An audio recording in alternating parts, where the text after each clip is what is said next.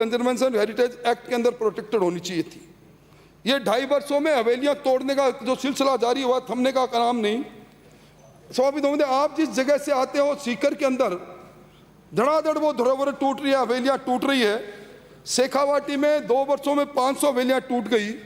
बीकानेर के अंदर 2000 में से 1100 हवेलियां बची है, और लक्ष्मणगढ़ की तो बात ही क्या करनी। मैं समझता हूं पर्यटन विभाग पर बात कर रहे हैं, एक्ट लेकर आ रहे हैं, और आप इसलिए लेकर आ रहे हैं कि राजस्थान के पर्यटन स्थलों पर जो भिखारी हैं, उन भिखारियों को आप सजा देना चाहते हैं।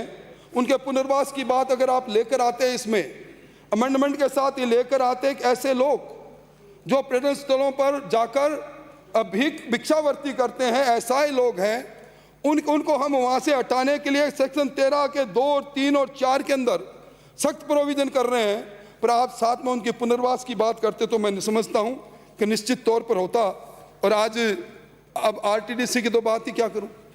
मैं आपके वक्तव्य पढ़ रहा था, आपने अभी एनएमपी जो भारत सरकार की योजना उसकी आलोचना की। भारत सरकार हिंदुस्तान के एसेट्स को बेच रहे हैं।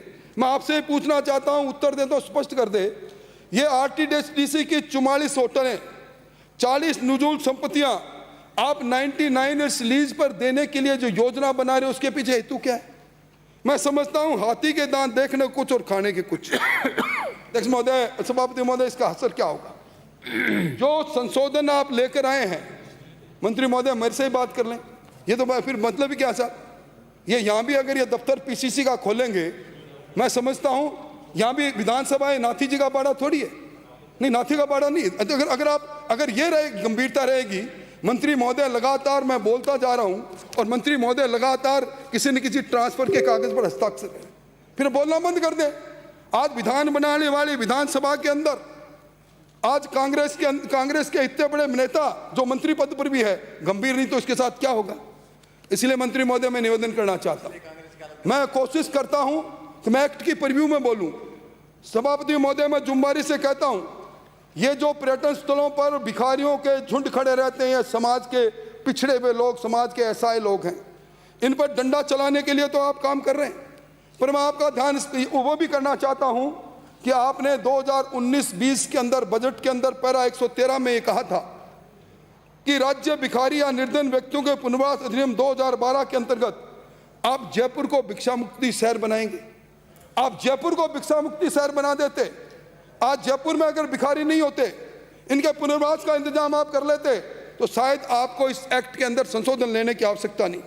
मैं समझता हूं कि जिस प्रकार की हालात है, और अध्यक्ष महोदय मैं क्या कहूं, अभी आपने जितनी घोषणाएं की, आपने घोषणा की थी 2019-20 में पैरा 149 में जयपुर में पर्यटकों को आकर्षित करने के लिए हेरिटेज बाग बन गया। हेरिटेज बाग आपने व्हीकल फ्री जोन की बात की, बन गया व्हीकल फ्री जोन।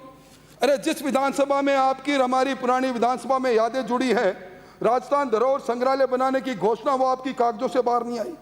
आपने 2019-20 में 100 करोड़ जिसको 500 करोड़ किया, वो आप आगे नहीं किए। और अभी ये जो आपने कहा था हम गाइड्स 6000 गाइड्स को नियुक्त करेंगे, मैं समझता हूं इससे कुछ होने वाला नहीं।